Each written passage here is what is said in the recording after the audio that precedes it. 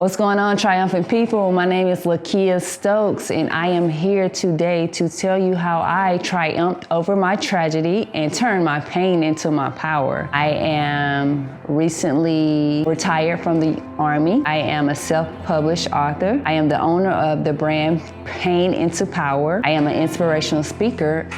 And I used to play basketball at Clemson many moons ago. Became the first player, male or female, in history to lead a team in scoring, rebounding, block shots, steals, and assists. Why I joined the Army. I went to Clemson on a full scholarship, like I said before, and I wanted to go back to pursue my education and get my master's degree. So I wanted to go to school, and I took one class at the University of Phoenix, and I got a bill for $3,000. I was like, whoa, this is too much. I cannot do this. Cousin was like, why don't you join the military? They'll pay for your school. And I'm like, really?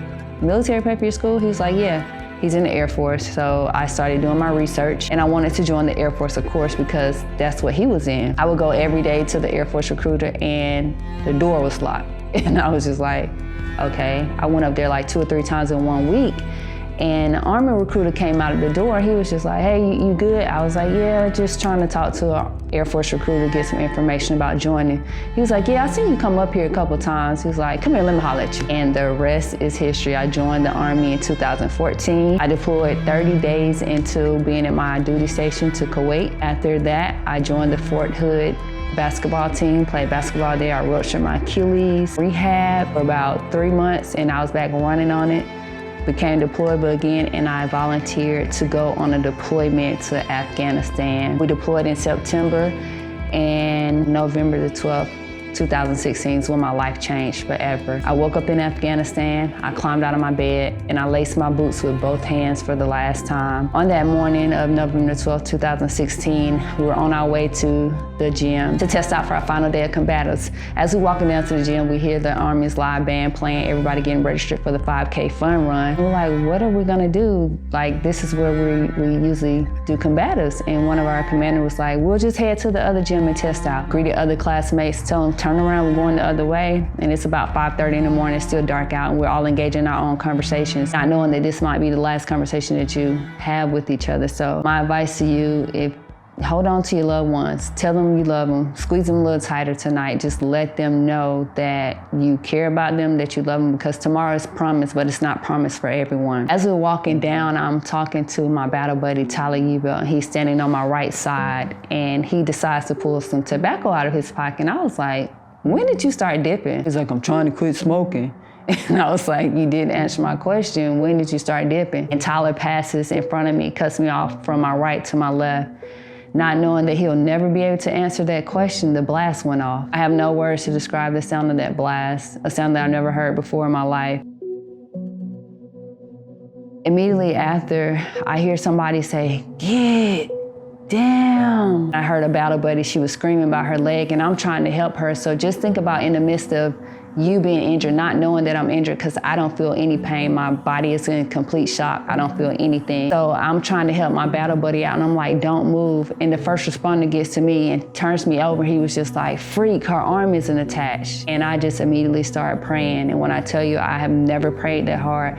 I prayed for God to just, whatever had just happened to me, to make me okay, so that I can see my family one last time, so I can see my family again. I believed in God, but my faith had wavered. I believed through turmoil that everything happens for a reason. I believe that my faith got closer. I got closer to God, and my faith became stronger after that moment. And I knew that God had a reason to save me.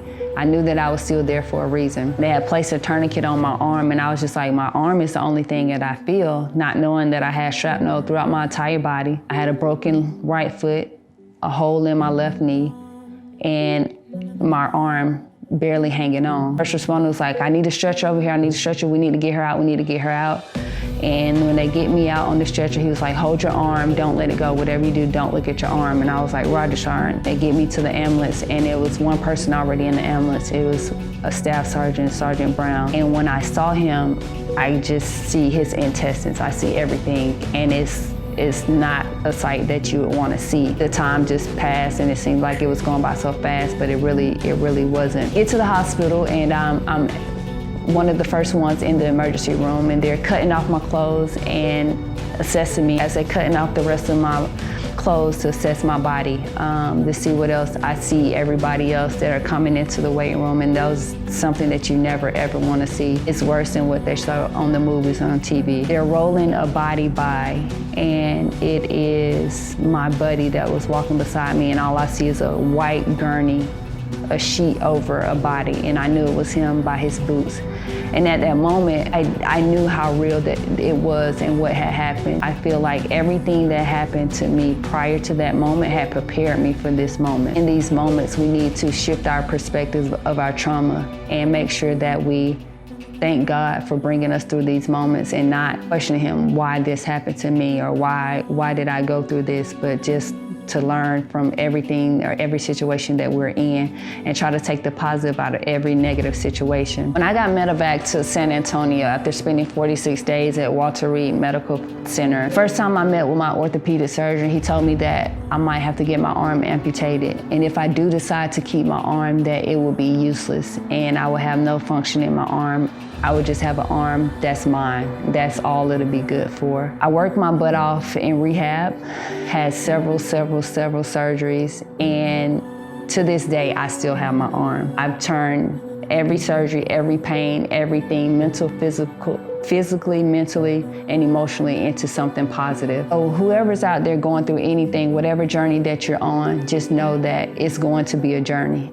It's not a sprint, it's a marathon, and the marathon does continue. Just keep going, and I still have my arm. I just had a surgery in December, and I have more function out of my arm than the doctor ever said I would. And by the grace of God and the hard work that I put into rehab shows that anything is possible. Just have faith and never give up and turn your pain into your power today. When I met Lakeia, she had reached out to me to shoot some pictures for her merchandise and for her branding. We started talking and I was listening to her story and I just got so inspired by her and just everything that she has gone through, and I thought she is a perfect representation of transformation through trauma. So be sure to follow us on social media, Fitography Files on Instagram and on Facebook for more inspiring stories like this. If you have a story to tell, be sure to reach out to us because we would love to tell your story through visuals as well. PTSD is real. So if you are suffering or battling with anything right now, there's help. Reach out. There's foundations that you can reach out to. There's different places that you can reach out to. And there's different people that you can reach out to. I am one of those people. So if you guys need me, I can be reached at triumphant_woman on Instagram, or you can email me, PAINNIN2power@yahoo.com. Email me and I'll get back with you and help you in any way that I can. Just know that there's help out there and it's okay to ask for help.